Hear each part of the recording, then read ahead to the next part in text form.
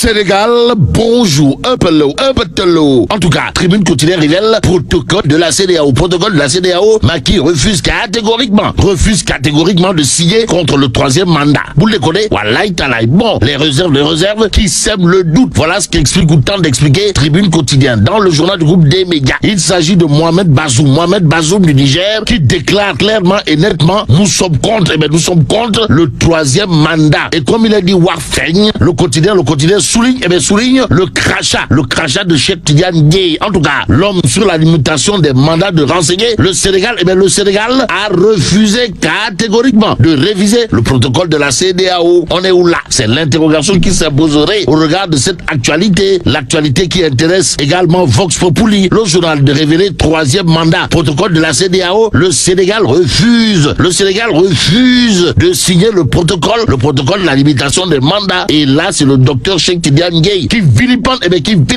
Macky Sall. S'agit-il de bombes à fragmentation ou de pétards mouillés? Signé le docteur Cheikh Tidiane Dièye. En tout cas, l'homme dans Vox Populi d'expliquer que le Sénégal fait partie des pays avec la Côte d'Ivoire et le Togo qui se sont opposés à l'amendement de cette disposition. Et ce qui convenait de disposer dans cette histoire gravite autour de plusieurs faits, notamment ce qu'il demande au ministre des Affaires étrangères Aïssata Tall Sall. Bon, le docteur Cheikh Tidiane Dièye, toujours dans Vox Populi, d'indiquer s'il réussissait dans ses ambitions à réduire l'opposition à sa plus simple expression, c'est ce même Macky Sall qui amènerait le Sénégal à une monarchie gamme. Pour l'instant, l'As quotidien parle de tension préélectorale. Et là, il conviendrait de retenir, d'après le quotidien l'As, que 13 organisations de la société civile emmenées par Moundiaï Cissé de l'ONG 3D actuellement en médiation. D'où l'intérêt pour nous de prendre Tribune quotidien. Le journal parle de risque de confrontation, histoire de révéler les solutions. Les solutions de la société civile pour faire évacuer la tension palpable. Mais ce qui serait palpable, d'après Tribune quotidien, gravite autour de ce que pense l'ex-Africa de Eliman Kad sur la situation politique du Sénégal. En tout cas, plus jamais de vie sacrifiée pour un éternel retour à la case départ. Et plus qu'il faut éviter de faire du départ gaindé. Arrivé mousse, enquête quotidien, toujours au chapitre des manifestations annoncées ça et là, de révéler, il faut sortir impérativement de l'impasse. Et là, retenons d'après enquête que la société civile offre sa médiation et dévoile une feuille de route de sortie de crise. Et là, on peut lire dans enquête quotidien que deux organisations, à savoir Pacte et COSCE, proposent une concertation entre les différentes listes de candidats aux législatives. Birahim Seck du Forum civil ne l'est pas. Alors là, pas du tout.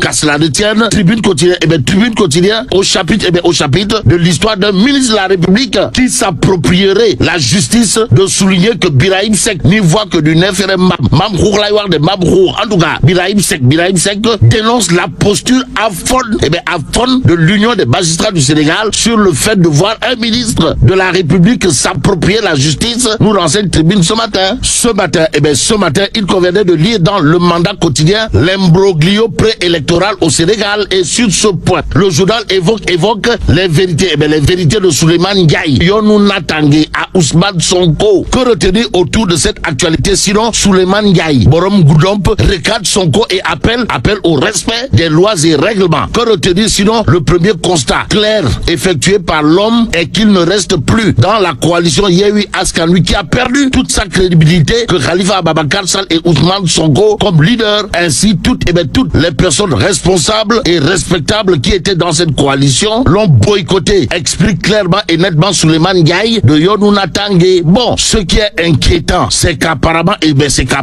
c'est le Yewwi Askan Wi qui a pour le moment le plus besoin d'être Yewwi. Dixit Souleymane Ndiaye dans le mandat. Bon, en fin de mandat, Moustapha Niasse l'est. Et aujourd'hui, il convenait de souligner ce que souligne Vox Populi, à savoir commémoration de l'appel du 16 juin, les vérités crues de Tafa le progressiste, ou l'enfant de Kër Madiabel qui n'a jamais fait et jamais pensé à faire l'école buissonnière ni redoubler une classe. Que de la sortie magistrale, pour ne pas dire monumentalement monumentale, signé Tafa le progressiste. Sinon, le morceau choisi parmi les morceaux choisis de Vox Populi, à savoir si les Sénégalais ne peuvent pas changer changer de pays, ils ont le devoir et la possibilité de changer leur pays.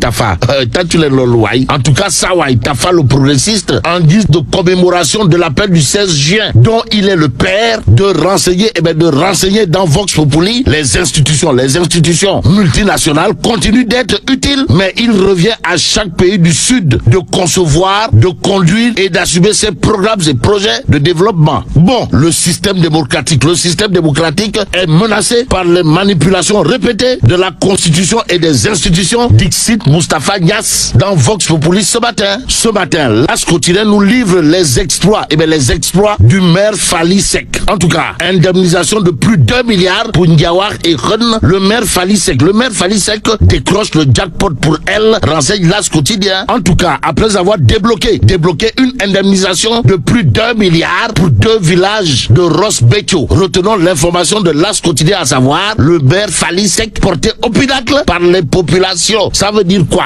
Ça veut tout simplement et tout bonnement dire, d'après l'As quotidien, que le maire de Ross Béthio, comprenez Fally Seck, c'est comme qui dirait un adepte infatigable du travail. Travailler sur le pétrole et le gaz, voilà ce que fait la rédaction de Dakar Times ce matin. Le journal, en tout cas, de révéler Sénégal, opportunité et défi à la production pétrolière et gazière. Sur ce point, le Soleil quotidien évoque la flambée des prix du gasoil, de l'essence et de l'électricité, histoire d'expliquer comment l'État du Sénégal a évité le pire. En attendant, terminons avec Libération. Le journal, en tout cas, parle de révélation sur l'affaire de l'enfant de 5 ans retrouvé mort à Sébikotane. En tout cas, une horrible exécution. Voilà ce que retient et fait retenir Libération. Le journal décrit AD a été couché sur le sol avant d'être froidement égorgé. Et là, mais là, tu dong de Chey Allah. Foudu Djemeti. Bon, vive le Sénégal.